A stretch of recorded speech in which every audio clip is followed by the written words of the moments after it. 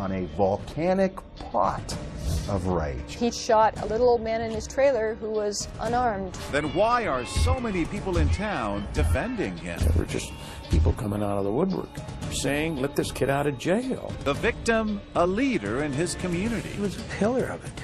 He owned his own business. He was involved with the scouting. But hiding a dark secret. I just can't believe that I didn't see the signs. Was he the town predator? I looked over at him and I said, it happened to you, didn't it? Are we supposed to just turn our backs while this guy's going around and raping children? They were doing nothing. Aaron did something. A vigilante or a hero? He said that he wanted him to suffer like the people that he had made suffer for many years. He needed to be stopped. Breaking Point. Welcome to 2020 on ID. I'm John Quinones. Everyone has their breaking point, the moment when they can't take it anymore, and they do something they never thought themselves capable of. Aaron Vargas knows that all too well. He had struggled with a dark secret since childhood, until one February night when he erupted into violence. A man lay dead, and a community was forced to weigh one crime against another. As Chris Cuomo first reported in 2010, it would take months to unravel what had caused the tragedy, and even longer to determine if Aaron was truly to blame. At the end of this dark, winding road through the redwoods just outside the small seaside town of Fort Bragg, California, a single shot rang out in February 2009. 911, what are you reporting? A frantic call comes in from a woman who says her husband has been shot. Sergeant Greg Van Patten, a detective with the Mendocino County Sheriff's Office, races to the scene. So I received a phone call from the Mendocino County Sheriff's Office Dispatch Center. 1016, go ahead. And in the call, they relayed to me that a homicide had just occurred in the Fort Bragg area. At this trailer nestled in the woods, sheriffs find 63-year-old Darrell Ray McNeil lying on the floor. Standing nearby is Darrell's wife, Liz. Lead investigator Dustin Lorenzo. She was extremely emotional, crying, upset.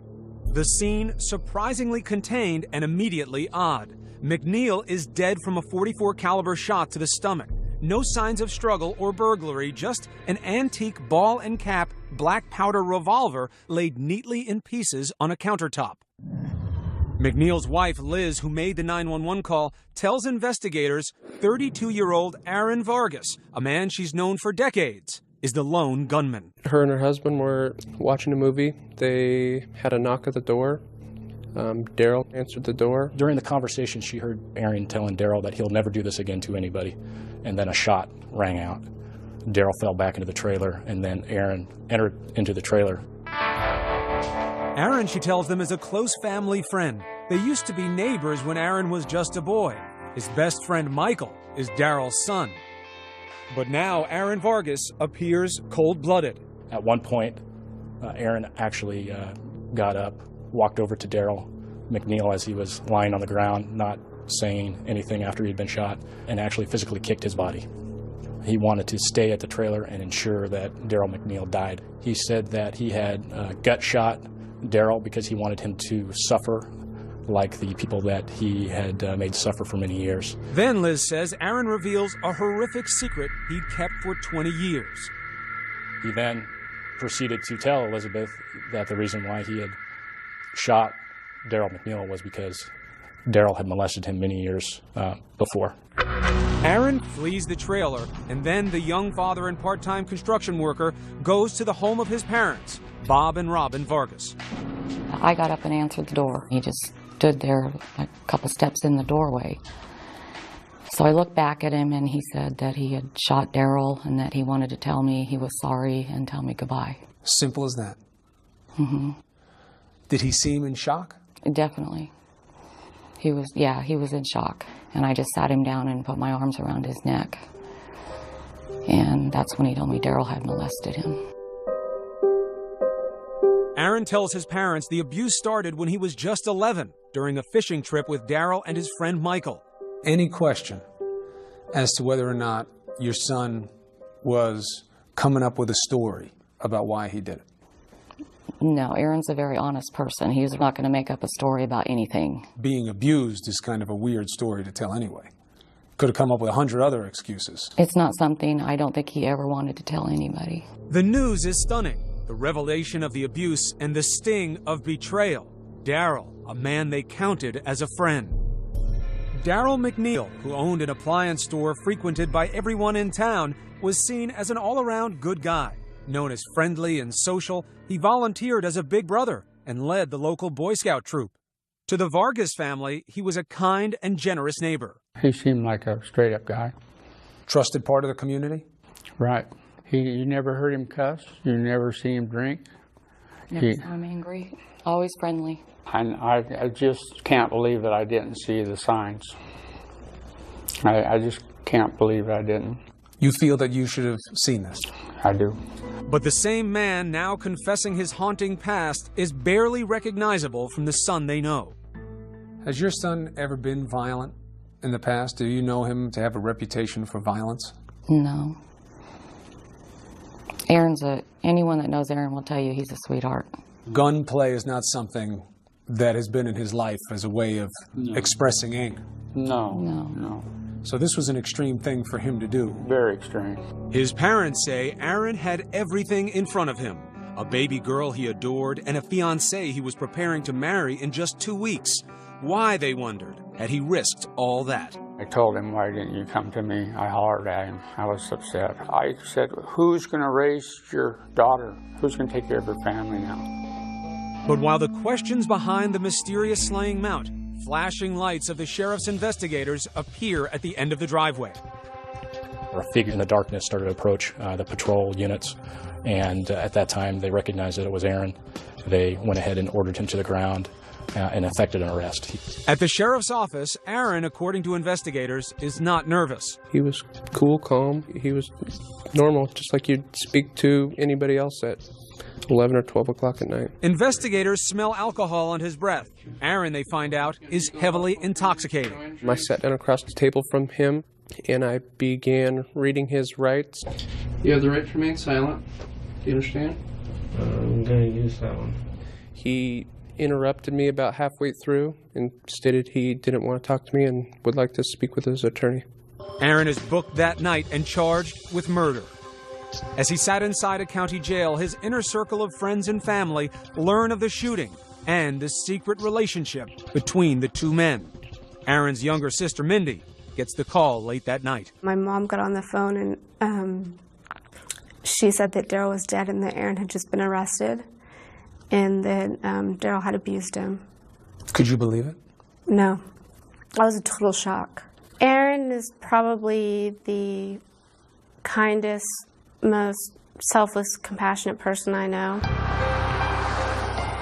But this wasn't just about childhood abuse. You have to ask yourself, why did the violence happen on that day and in the way that it did? When we come back, a phone call from out of the blue changes everything. This town will never be the same. Stay with us.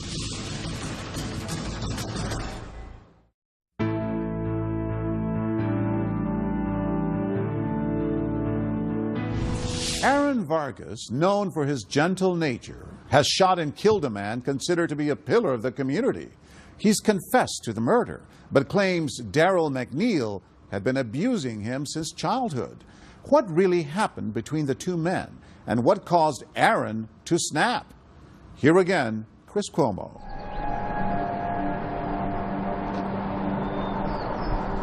It was the kind of headline that rocks a city no matter how big or small. Murder, molestation, a grown man hunts down his abuser. Rumor and speculation spread through the streets, confusion over Aaron Vargas' story, and condemnation for his actions. But to the district attorney's office, which charged Aaron with first-degree murder carrying a sentence of 50 years to life, this case is cut and dried. The bottom line is the law is very clear that when you do this, there have to be ramifications. But Aaron Vargas says killing Daryl was the last thing he ever wanted to happen. Chris, how you doing? Pretty good. Have a seat. He sat down with 2020 to tell his story. Do you remember what kind of kid you were? Were you a happy kid? I was a happy kid up until around middle school. That's when I went fishing with my friend and his dad. What happens? A lot of different things happened. That you never expected. Right. What sense did you make of the situation? I'm still trying to make sense of the situation. Aaron says still, because as shocking as it sounds, he says this sexual abuse never ended. Up and through his teens and into his 20s, Vargas says Daryl McNeil used drugs and alcohol and the shame that Aaron felt to keep him under his physical and emotional control. And how often would it be? Maybe a couple times a year. And what happened? On a fishing trip, again, and we were drinking. And I was half asleep, probably almost sleeping, and he kept rubbing my leg, you know, trying to get a hand on my junk. And finally I got mad, and I kept telling him, no, stop, don't do it, and he kept trying. And how did you see him? Was he your friend? Who was he? He was like a friend. I mean, sometimes he'd be normal. He'd just go fishing. It'd be fine. Nothing would ever happen. And then he'd just have another side of him come out. And what was that other side? How would he change? He would just be persuasive and needy and persistent, and he would just wait until you were totally plowed. He'd get you real drunk and try to take advantage of you. And when that moment came where he would put himself on you, you would just zone it out. Sometimes I'd just be like, hey, don't, you know, and he'd just be like, oh, just let me do this to you really quick, and then I'll leave you alone. You know, he'd say whatever he could. When he would make sexual advances, when that's where this would go, in your mind, did you feel this is right, this is wrong? I know it's wrong. And then afterwards, how would you feel? Just shameful. Aaron says he used binge drinking even when he wasn't with Daryl as a way to escape the embarrassment. He was arrested on several DUI charges and couldn't hold down a job. Aaron's family saw him struggling too, but never understood why. Everything would seem fine, and he'd have a job, he maybe had a girlfriend, he seemed happy, had it together, and then all of a sudden it's like his whole life would fall apart. And my family and I would discuss it at times, you know, we would wonder what's going on with Aaron. We've seen a little bit of change in Aaron, you know, when he got in his teens, and we just kind of figured it was his teens. What do you believe now was the reason for his erratic behavior and his struggles? It was Daryl coming into his life. It was a pattern of Aaron getting away from Daryl, then Daryl finding him, and that's what would cause Aaron's world to just fall apart. Aaron says no matter how hard he tried to keep his distance from Daryl, the cycle of abuse would start again. He'd find my phone number or whatever, no matter where I went. He'd come around my work and whatnot. He'd call almost daily. Were you trying to push him away? Yes. And he wasn't working? No.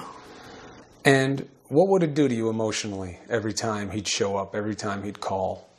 It would just make me tense up. What do you think it was that kept you from protecting yourself from him? What kind of control did he have? I think I just didn't care about myself. Explain that to me. He just, for some reason, he got to do what he did, and that was that. If somebody came up to you and pushed you in the chest, and you didn't know them and you didn't like it, yeah, right, they were going to have their hands full, right? But there was something about this man and what he could do to you that made you somewhat powerless? Yeah, I know. It still doesn't make sense to me. Sometimes I guess people can take control over you in ways that you would never imagine. And that control is what McNeil thrived on, according to ABC News consultant and forensic psychiatrist Dr. Michael Wellner. Why would a grown man continue this kind of relationship? Unrelenting abuse. And it doesn't have to be happening constantly. You take someone who's vulnerable and you get them formative and you attach them all through their development and you get in their DNA. And that's how you have people who even in adulthood are doing things totally unacceptable to them, and yet at the same time they're powerless to break away from it. I think the sexual hook for McNeil, it wasn't only about the child, but it was about that sense that I can have someone who's a big, strong adult, and I still have him in the palm of my hand. That is the mindset of the psychological sadist.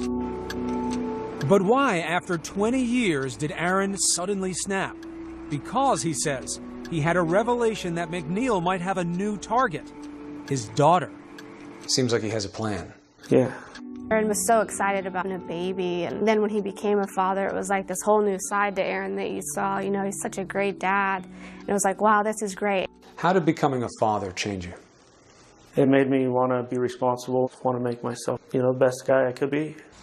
Aaron says Daryl called asking to babysit. And you feel that she was in danger?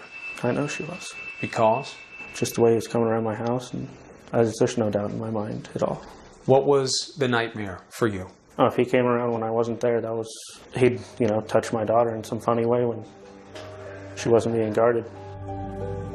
That wasn't the only thing weighing on Aaron's mind. The biggest catalyst may have been a phone call that came out of the blue from his best friend Michael, Daryl's son. He was just distraught and he was out of sorts.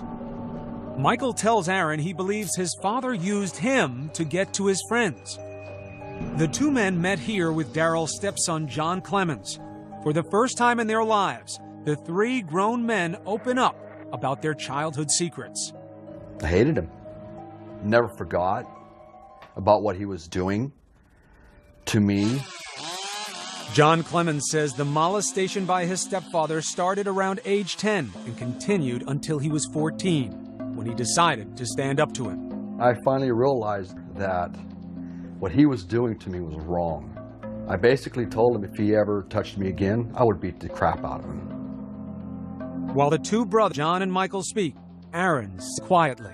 I looked over at him and I said, "It happened to you, didn't it?" Aaron didn't say anything. He nodded his head yes. This was the first time you had ever heard that you weren't alone, right? Right. And this would also be the first time that you would ever admit that you were a victim, right? Yes. Aaron says he was in a state of shock for 2 days after that meeting and finally went fishing to clear his head. He would have a few drinks. A few would turn into many. I decided to go say something to him. And you bring a gun? Yeah. What happened when you knocked on the door? I remember showing him the gun and telling him, "Listen, I'm not joking. So you're going to stop doing what you're doing and you're not going to hurt anybody anymore." You didn't go there to kill him? No. Why not? After everything he had done, the fear of your own kid, you didn't think it was going to stop? It's not up to me to decide someone's fate. That said, he wound up fatally shooting Daryl McNeil. Aaron insists it was an accident, but says he can't remember how it happened. So the gun goes off. What do? Did you try to help Daryl? I was more concerned about what was wrong with Liz. Well, you know what was wrong with Liz. You just shot her husband. But why didn't you try to save the man on the floor if you didn't want to kill him? He just didn't seem important to me at the time.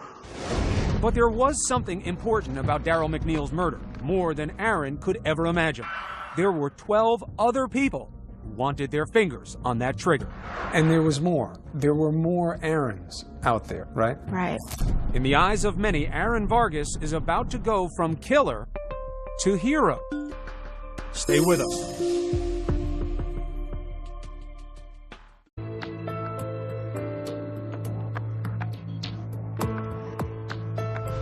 Aaron Vargas has admitted he killed Daryl McNeil, but it soon becomes clear this story doesn't involve just these two men.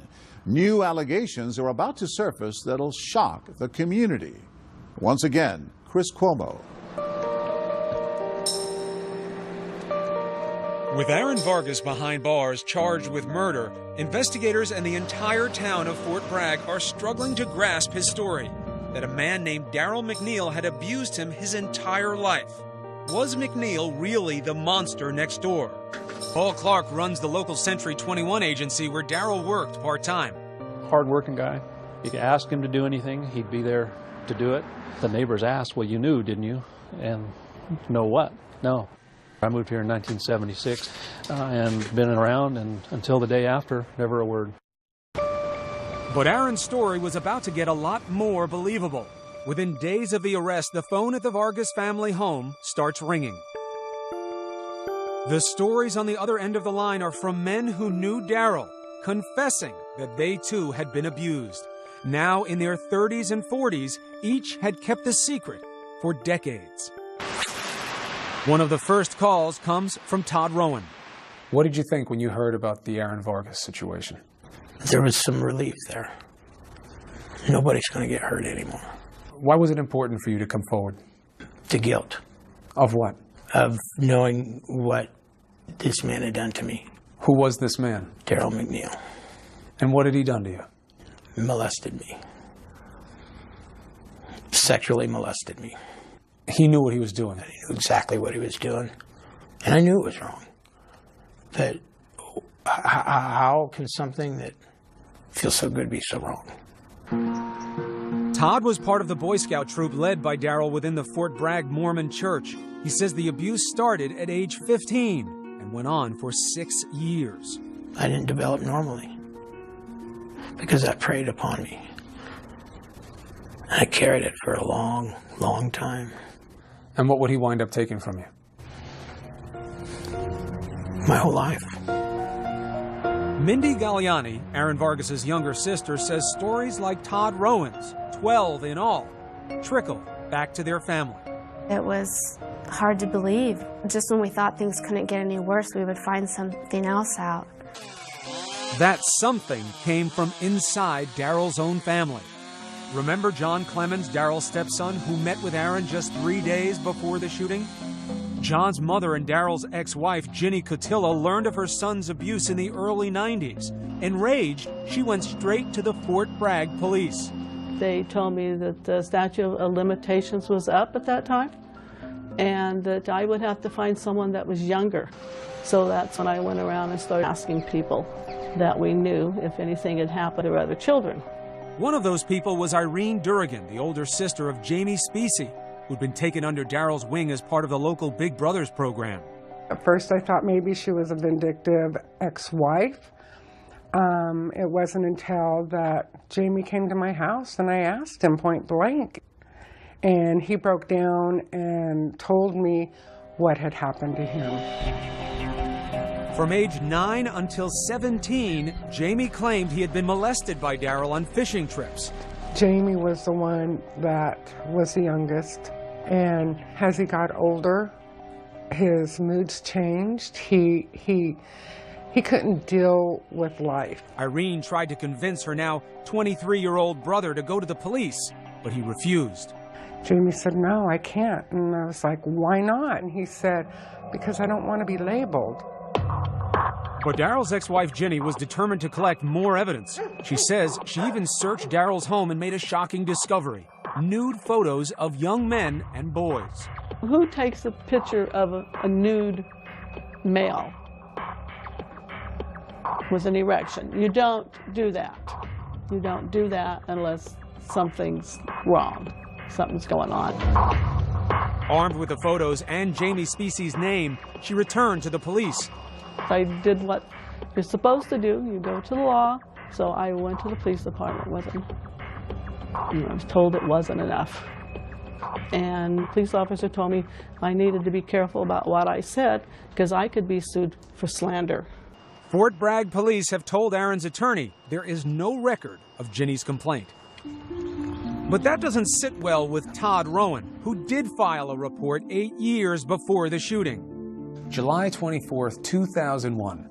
You go to the police. What did the authorities do?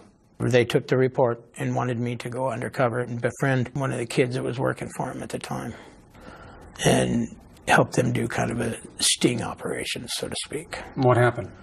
I couldn't do it. Why not? I didn't want to confront him. My stomach would almost induce vomiting when I saw him in later years, or even 6, 7, 8 years ago. Todd says after he refused, his complaint was dropped. Why do you think nothing was ever done with McNeil in this community? Because he was a pillar of it. He owned his own business. He was involved with the scouting. He was involved with Big Brothers and Big Sisters organization.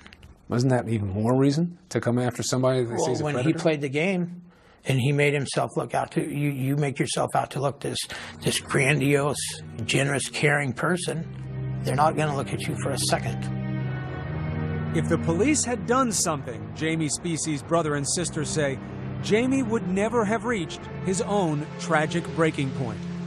In 2006, when Jamie was 37, he came to his brother Richard panicked, saying Daryl was attempting to contact him.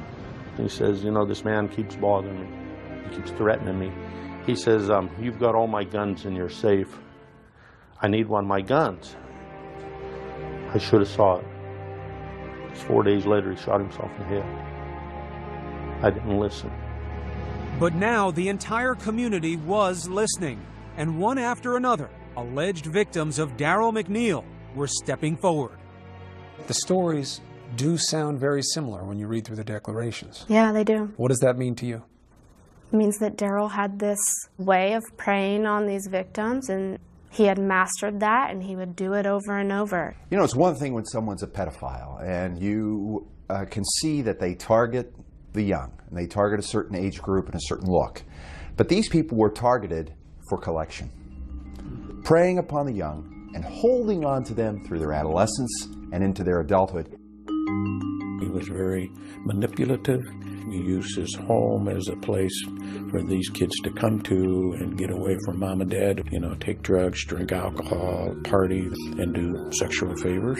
And pretty soon, these kids become unable to do anything. But they had feelings about it, bad feelings, angry feelings, but they kept them under control, and he softened those feelings in very positive ways, and that was part of how he groomed and manipulated these victims even after they became men. First, Daryl's secret web of abuse. Now, missed opportunities by police. This is Mindy Galliani. Mindy takes the outrage public. About the radio program. Any t-shirt orders? From protests and petitions to media appearances and fundraising, the single mother's grassroots campaign to tell her brother's story takes off.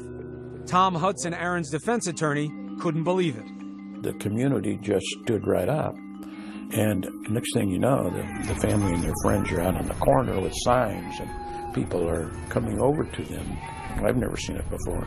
Never, just people coming out of the woodwork.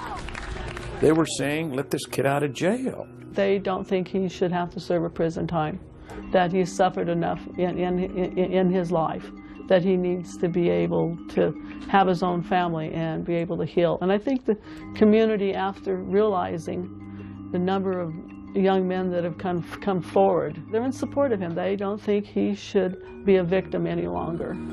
A town once skeptical is now, it appears, backing a murderer.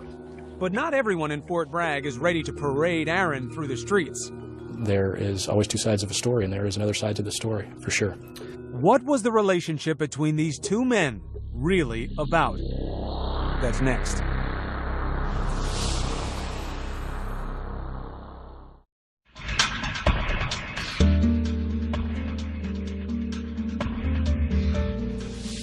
Aaron Vargas has confessed to killing Daryl McNeil. Other men have come forward with new allegations that they too were abused by McNeil.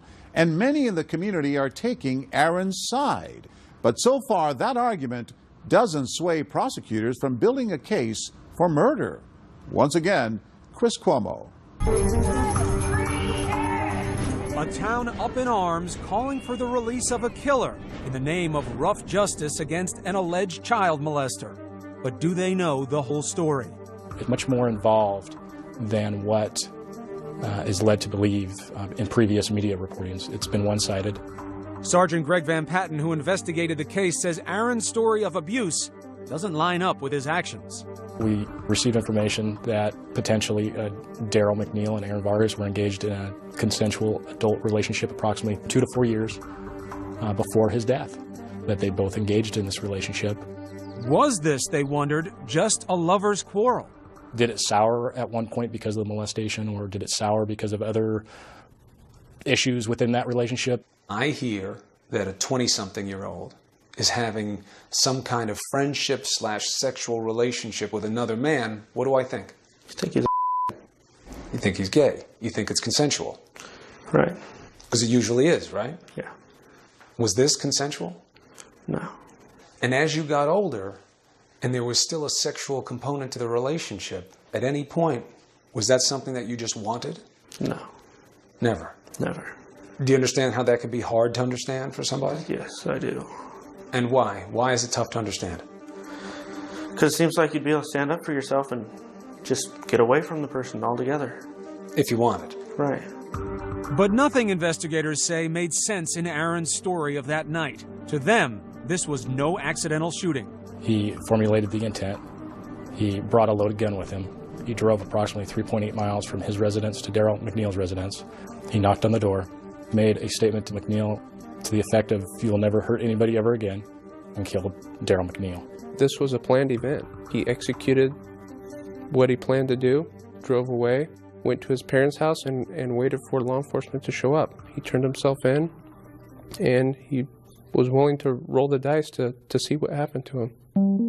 Assistant District Attorney Beth Norman says statements made by the only witness, McNeil's wife Liz, led to only one conclusion. Aaron was there that night to take Daryl down. And she's real clear that as he lay dying there, she had her cell phone. She wanted to call for help. And he was real clear, no, you don't do that. Did Aaron seem remorseful? Like this was an accident? Oops, I'm sorry? Not at all. Not at all. Did it seem to her that this is what he wanted to have happen? Yes. And she recalls him very clearly saying he was glad he did it. He was glad he gut shot him. He was glad that he was suffering. She recalls him at one point in time kicking Daryl while Daryl was laying there dying. The word vigilante they put on him, somebody who has taken the law into his own hands. Does that fit here? I think it does. I really do. Because I've always felt right is right and wrong is wrong.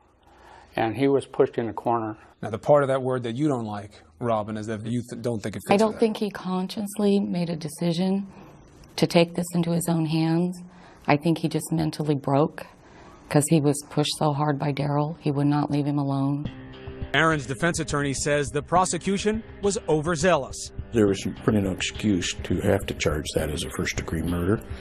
It was obvious from the night of February 8th and the morning of February 9th that Aaron was there to see McNeil because McNeil had molested him and molested other people, and he was afraid he would molest his daughter and continue molesting young people in the community.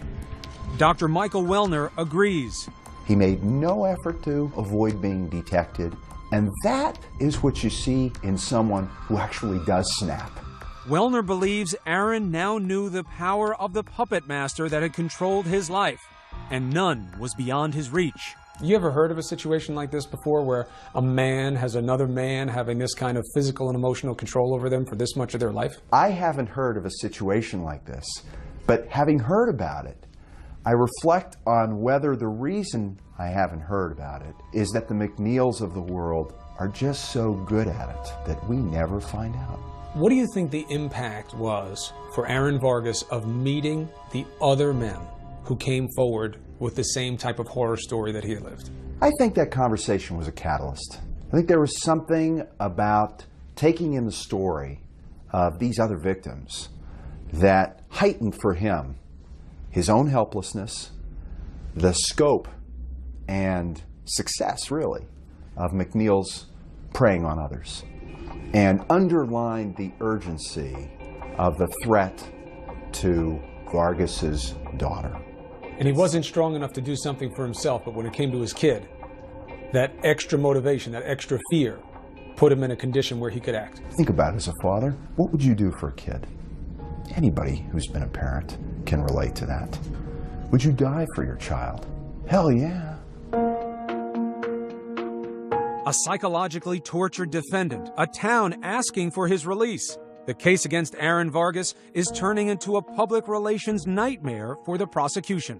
What did you think about how the community took a turn toward Aaron Vargas in this situation? That was difficult for us. I mean, we had to keep going forward because we know legally what we have to do. And there's an even bigger problem. Some members of Daryl's own family seem to support Aaron Vargas. In this letter to the district attorney, even the widow who witnessed the execution asks for the case to be settled. She misses her husband, and she is not happy that he's not around, though she understands how it all played out. She thinks the most important thing for Aaron would be to get counseling and then try and make a happy life for himself. Were you surprised when people with the name McNeil and who were related to Daryl McNeil came forward and said, I know what he did. I know why Aaron did this. I support Aaron? I wasn't surprised by that. I assumed that that's what would happen from the beginning. Why? Because I know how well they know Aaron. Aaron grew up around them. What do you think is going to happen? I'm hoping that we get a jury that we can educate on all these psychological issues, a jury that's compassionate, that doesn't just see these issues in black and white. And I'm hoping that they'll see that the right thing to do is to let Aaron get help. What is right in this situation? What is the right thing to do here? Aaron needs to be home. He needs to be in counseling. He needs to be with his family. He doesn't need to be locked up. It's not his fault.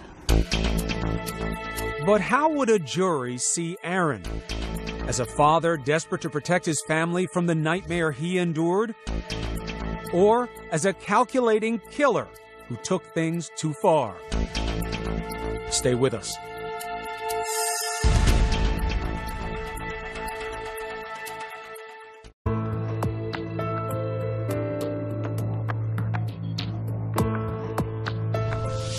More than a year has passed since Aaron Vargas's arrest for murder. Soon, a jury will have to decide.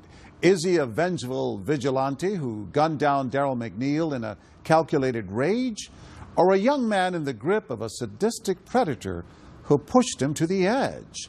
As Chris Cuomo reported, Aaron's family can only hope that the jury will see the same person they do. So what do you want people to know about your brother? Because the headline reads, man murders a man that he says was his abuser 20 years ago. I want them to know that Aaron was just trying to get somebody to leave his family and other people alone. He was just trying to scare somebody into not abusing kids anymore. You don't think it's premeditated murder? Not at all. If it was premeditated murder, Aaron would have took him out on a fishing boat out on the ocean. And it would have been an accident. 20 years of abuse went by and he didn't try and seek vengeance on this man. He's not a vengeful person. He didn't go over there with the intent for somebody to die. What is the hardest part for you emotionally in seeing your brother in jail and thinking about what might happen to him? That he doesn't deserve it. If it's the case that Aaron was right about everything and Daryl was threatening, we're not supposed to take the law into our own hands. What else are you supposed to do when the system fails to protect you? What other choice do you have? Are we supposed to just turn our backs while this guy's going around and raping children? The people who were supposed to be protecting Aaron and these other kids, they were doing nothing, and Aaron did something. We don't feel that it is right for Aaron Vargas to have come to the decision that he is the judge, the jury, and the executioner when it comes to Daryl McNeil. With feelings so hot in the small town, prosecutors decide getting 12 impartial jurors is a long shot. They drop the first-degree murder charge and offer Aaron an 11th-hour plea deal, voluntary manslaughter, avoiding a life sentence. We allowed him to plead to the manslaughter because we believe his past affected his mindset on that night. This was a solid middle resolution for us. And I think it's something that the jury, 12 people, all 12 would have been comfortable with. Suddenly, all of the anxiety, all of the frenzied efforts to prepare for trial were over. But the questions a jury might have answered remain. I think everybody's been victimized at one point in their life. And at one point, are we going to say that it's acceptable for you to go out there and take another person's life because of something bad that's happened to you? And there is a criminal justice system. There's a reason why there is a criminal justice system. So I wouldn't call him a hero, but that's just me personally. You see yourself as a hero? No. Are you a vigilante? No. Just somebody that wanted a guy to stop. He couldn't be stopped. You really believe he could not have been stopped any other way? Not unless the police would have arrested him. You didn't give him the chance, though, did you? They had plenty of chances. So do you believe you belong here? No. Why not? Because if the law doesn't work, it doesn't work. Why you? Why do you get to decide just because the system's broken? The system you did not go to, by the way. Right. Why do you get to say, well, the system's broken, so I had to do it? Well, like I said, I didn't go there to shoot the guy. I went there to warn him off. But you wound up shooting him. Yeah. Do you regret it? Did you feel like this needed to be done? He needed to stop. That's for sure. He didn't need to be shot and killed, but he needed to be stopped. He was actually damaging people, and it wasn't a game anymore, you know? He played his whole life like it was a game. This wasn't going to keep going, and we weren't going to be little puppets anymore. He could receive up to 10 years in prison, or he could walk away a free man. Whenever Aaron is released, Fort Bragg will likely welcome home a controversial hero. When that boy gets out, I'm going up and shake his hand. I'm going to give him a big hug and tell him if there's anything I can do for him.